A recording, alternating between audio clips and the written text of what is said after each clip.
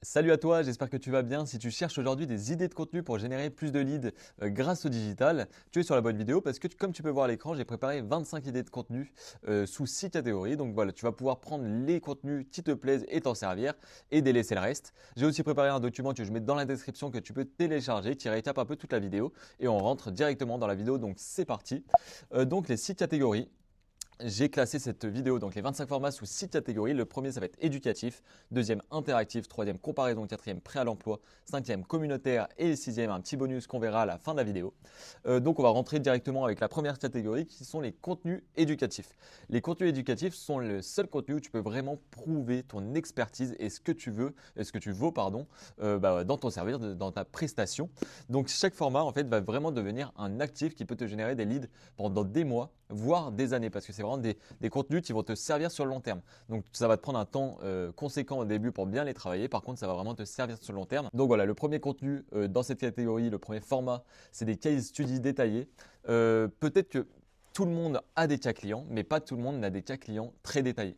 Un cas client très détaillé, c'est pas juste dire les résultats des clients et montrer le résultat final, par exemple, juste le design final d'un site.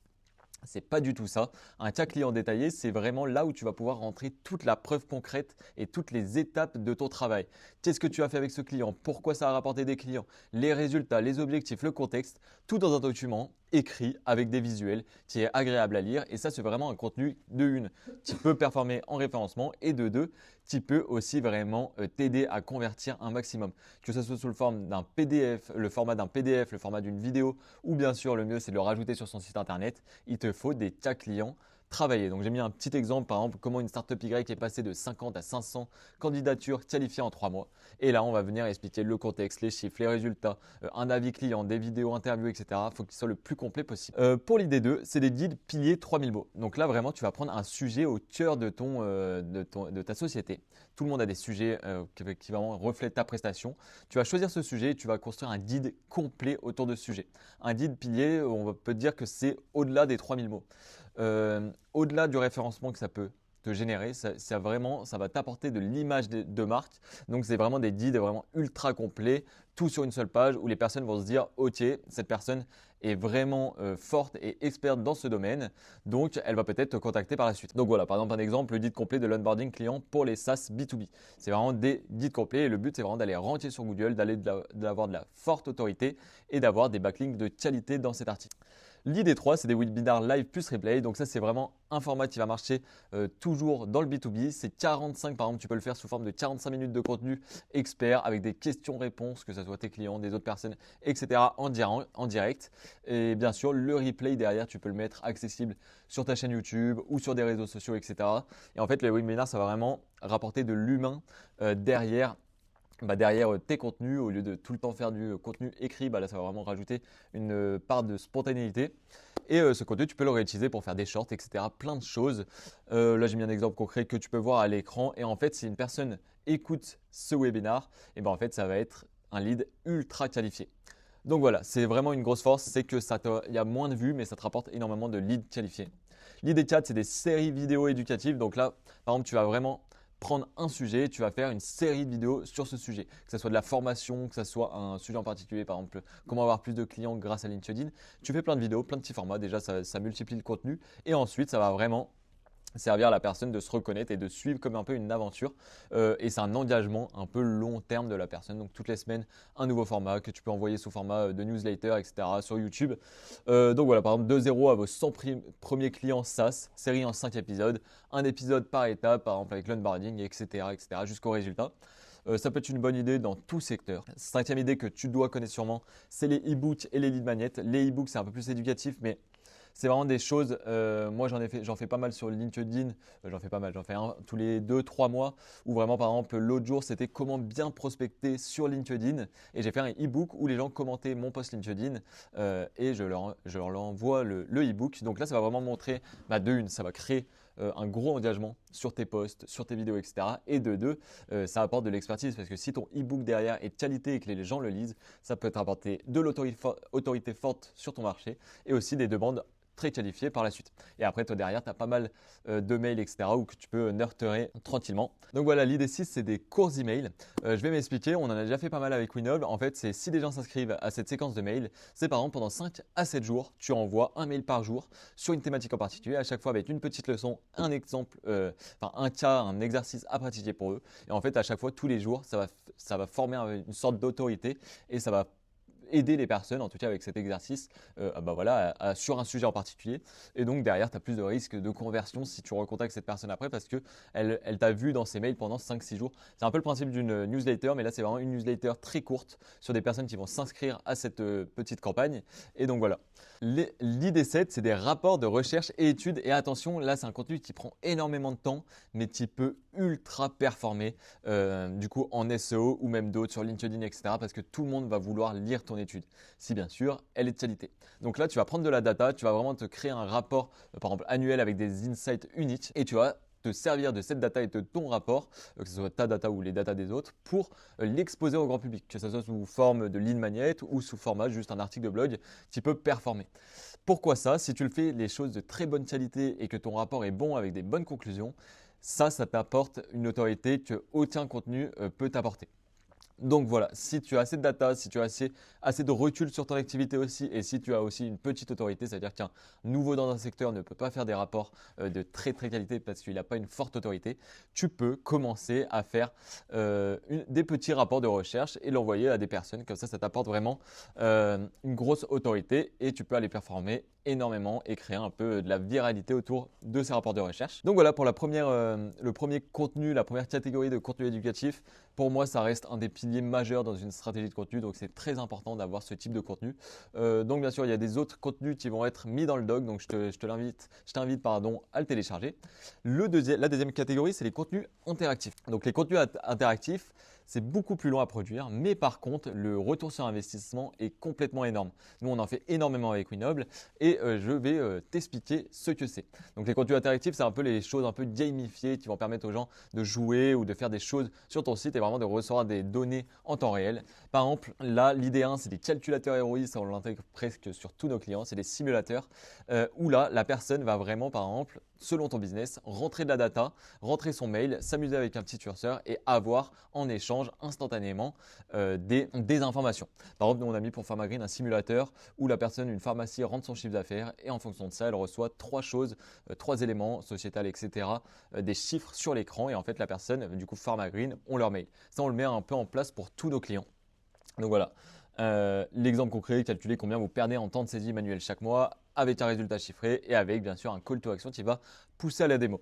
Ça pour moi c'est un des piliers majeurs de la création de contenu, d'une idée de contenu à mettre en place, que ça soit sur ton site internet ou ailleurs et que tu peux faire du contenu autour de ça sur tes réseaux sociaux. Les idées 9, c'est des quiz. Donc ça je suis moins fan, mais les quiz, c'est quand même pas mal si tu trouves les bonnes questions et les bonnes réponses et que ça soit assez rapide.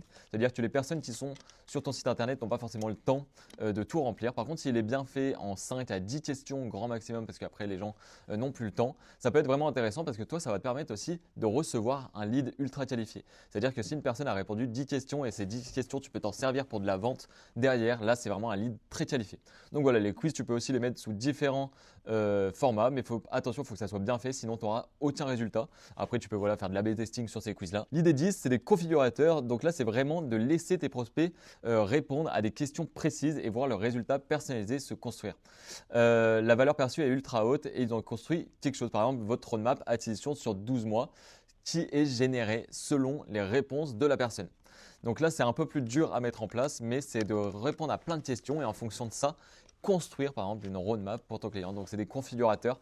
Là, la valeur perçue est ultra haute comme j'ai dit, mais c'est très dur à faire. Il te faudra sûrement un développeur pour le faire. L'idée 11, ça nous on l'a mis en place sur le site de Winoble, un diagnostic. C'est un peu pareil que le configurateur, mais là c'est plus du lead scoring. Donc il y a juste un score, qui se crée. Ça c'est quoi clairement? On répond pareil à plusieurs questions et il y a un score qui s'affiche par exemple de 1 à 100.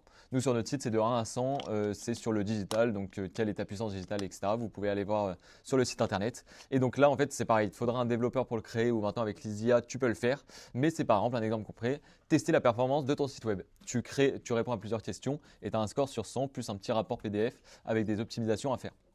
Donc voilà, c'est super intéressant. C'est pareil que le quiz, il faut vraiment que ça soit bien fait si tu veux avoir des résultats et pas très long. L'idée 12, ça va être vraiment un outil qui va te permettre, un générateur, un outil qui va te permettre quelque chose de personnalisé instantanément. C'est-à-dire qu'une personne, par exemple, va se connecter sur son site internet et va générer son cold email parfait en 30 secondes en répondant à quelques questions. Ça peut être ultra intéressant. C'est un peu comme le diagnostic ou autre. C'est très intéressant à mettre en place et en plus, l'expertise derrière, si c'est bien fait, l'autorité perçue est ultra haute et ça peut être vraiment aller chercher de la grosse viralité. Donc voilà, pour la deuxième catégorie. Pour la troisième catégorie, ça va être les contenus de comparaison. Là, c'est vraiment sous-estimé et c'est là que tu vas capter des gens qui sont vraiment prêts à acheter. Donc, ils vont chercher, ils vont comparer et ils vont décider. Il faut vraiment être là et au bon moment. Donc, le contenu trait, c'est des comparateurs de solutions. C'est par exemple de comparer ton produit, de faire des contenus sur la comparaison de ton produit contre celle de tes concurrents de façon très honnête, de voir les points forts, les points faibles et de faire des contenus sur ça. Ça peut faire de la viralité premièrement parce que ça va te permettre de ranker sur des mots-clés de tes concurrents et deuxièmement, ça permet à la personne en face, au lecteur, de faire un choix entre ton produit ou le produit de ton concurrent. Par exemple, concret, HubSpot vs Pipedrive, quel CRM pour votre startup. Donc là, ça fait de la viralité parce que tu compares vraiment deux grosses entités du marché. Et ça permet à la personne de faire un choix. L'idée 14, ça va être des pages alternatives que tu peux créer facilement sur ton site web. Déjà, il y aura un énorme impact SEO. C'est vraiment de créer du contenu qui va cibler des gens qui vont chercher ton alternative. Il y a énormément de requêtes et de recherches sur ces mots-clés. Par exemple, top 5 des alternatives à Notion pour les équipes produits. Et toi, tu te mets dans ta liste, bien sûr, de façon honnête avec tes avantages, tes inconvénients. Et la personne peut te découvrir grâce à ça. Donc ça va vraiment être d'intercepter les gens qui évaluent déjà la concurrence. Et ça, tu peux faire, il y a pas mal de gens qui le font, lancer des publicités sur ces mots-clés, alternatives à Notion, etc. L'idée 15, ça va être vraiment des benchmarks de l'industrie. Donc là, c'est beaucoup plus complexe à créer, beaucoup plus gros, mais ça va vraiment permettre aux visiteurs de comparer tout ton secteur et toi tu auras pareil tes avantages, tes inconvénients sur différents sujets et ça va vraiment faire un gros document qui peut être une référence dans l'industrie s'il se fait partager. Donc par exemple l'exemple concret dans notre domaine les KPI marketing moyens des SaaS B2B en 2025 et là tu vas vraiment mettre tous les concurrents et plein de chiffres etc et t'intégrer dedans facilement. L'idée 16, c'est des matrices de décision. Donc là, ça va vraiment permettre à la personne en fonction de, par exemple, différents critères de faire un choix et d'avoir des stratégies recommandées. Donc, ça va vraiment aider la personne. Par exemple, un exemple concret, quelle stratégie d'acquisition pour votre SaaS? Il y aura une matrice de budget avec la maturité et en fonction de ces réponses, il y a 4 stratégies qui seront recommandées pour la personne. Donc là, il y a vraiment un aspect de conseil, de positionnement de conseiller et ça va aider la personne à faire son choix. Et toi, derrière aussi, tu peux récupérer peut-être des infos sur la personne. La catégorie 4, c'est vraiment les contenus prêts à l'emploi. Les gens vont vraiment adorer les choses qu'ils peuvent utiliser tout de suite et une bonne template peut vraiment devenir virale dans ton secteur. Tu en vois passer vraiment tous les jours sur LinkedIn des templates, des choses, des autres formats qui deviennent vraiment virales en très peu de temps. Donc par exemple, l'idée 17, c'est des templates Notion et Excel. Si tu peux en faire dans ton secteur, par exemple, un exemple, c'est le Notion Workspace complet pour gérer ton content marketing. Donc là, si tu le mets à disposition gratuitement sur un post LinkedIn, etc., et après que tu le fais en échange d'un lead magnet, ça peut vraiment devenir viral et il y a vraiment une valeur perçue massive. Et tu peux, voilà, comme j'ai dit, avec un lead magnet, capturer des emails ou des informations. Donc voilà, l'idée 18, c'est des checklists actionnables. Donc ça, les personnes, ça va vraiment les pousser à faire des choix. Et donc ça, ils aiment bien. Tu crées une checklist, tu l'envoies gratuitement. Donc voilà, des exemples, la checklist ultime de lancement produit avec 27 points à ne pas oublier. C'est très partageable, très simple à faire et c'est facilement viral. L'idée 19, ça va être des scripts ou des copies prêts, des scripts de vidéos, des choses à partager, des prompts ChatGPT, etc. que tu peux partager facilement. Les gens en ce moment avec les IA adorent ça. Par exemple, exemple 10 cold email B2B qui ont généré plus de 50% des réponses avec bien sûr le contexte et les résultats pour chacun. Donc là, il y a vraiment une valeur immédiate plus une confiance établie. L'idée 20, ça va être des frameworks visuels. C'est vraiment les gens peuvent utiliser instantanément ce framework, que ce soit un framework sur Canva ou un autre logiciel, etc. Ils peuvent l'imprimer, l'afficher, partager en interne avec leurs équipes. Et ça, vraiment, ça apporte vraiment une valeur perçue et une sorte de mémorabilité avec ton client. Donc voilà, l'idée 21, ça va être des librairies d'exemples. Par exemple, les 50 landing pages SaaS qui ont performé en 2026 ou comme ici, qui convertissent à plus de 8%. Et ça, tu vas les partager dans un document. Ça, les gens adorent avoir des librairies de plein d'exemples, que ce soit visuels, etc. Donc voilà pour cette catégorie. La catégorie 5, ça va être les contenus communautaires. Donc là, il y a vraiment moins d'efforts de création et plus de coordination. Mais par contre, l'engagement peut vraiment être énorme. Et en fait, tu vas te servir de l'audience de tes invités pour ta propre audience et avoir plus d'engagement sur la tienne.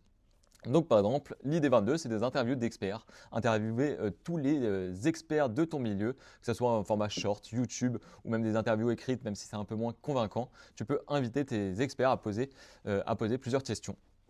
Donc là, vraiment, comme j'ai dit, tu vas vraiment emprunter l'autorité et toucher une audience beaucoup plus grande et surtout existante que tu n'as pas forcément. L'idée 23, c'est des tours de table.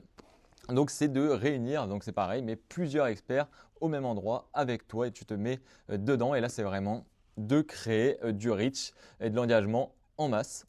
L'idée 24, c'est de l'UGC. Donc là, c'est vraiment des mini-cas clients que les personnes vont se filmer sur tes services et donc créer des petites vidéos de la preuve concrète de ton travail. Donc par exemple, comment nos clients utilisent ce produit avec une série de témoignages filmés directement par les clients. Donc ça, c'est vraiment top et ça apporte énormément de confiance pour signer par la suite pour toi et avoir plus d'engagement. L'idée 25, c'est des compilations du coup d'avis. Par exemple, vous pouvez demander à 10 à 20 experts juste un avis sur un sujet en particulier. Après, vous faites un doc ou un contenu sur les 25 experts marketing donnent leur numéro 1 grosse hack pour 2026. Ça peut être un exemple, mais c'est vraiment d'utiliser les avis de tout le monde pour faire un contenu et ça, les gens en raffolent et ça peut faire de l'énorme engagement. Et les experts vont forcément partager leur avis parce qu'ils vont voir les autres partager le leur, donc ils vont vouloir être dans cette compilation.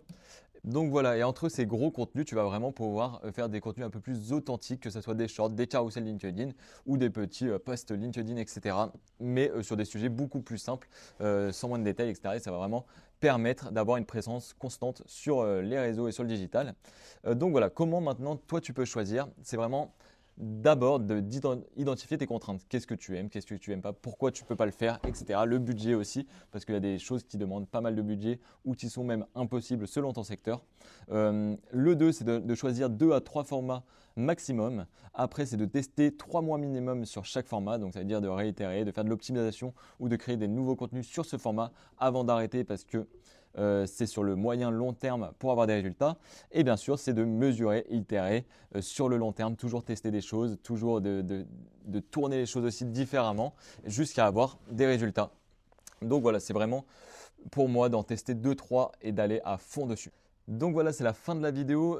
On a vu 25 formats sous 6 catégories: éducatif, interactif, comparaison, prêt à l'emploi, communautaire et 2-3 quick wins. J'espère que cette vidéo t'a servi. Si c'est le cas, n'hésite pas à liker et à mettre un commentaire et à t'abonner. On essaye de sortir 1 à 2 vidéos par semaine sur des contenus éducatifs liés à l'acquisition digitale. Donc j'ai aussi mis une checklist dans les commentaires que tu peux télécharger pour l'avoir au chaud et l'utiliser et voir les différents formats sur le long terme. Et on se retrouve pour une prochaine vidéo. À bientôt.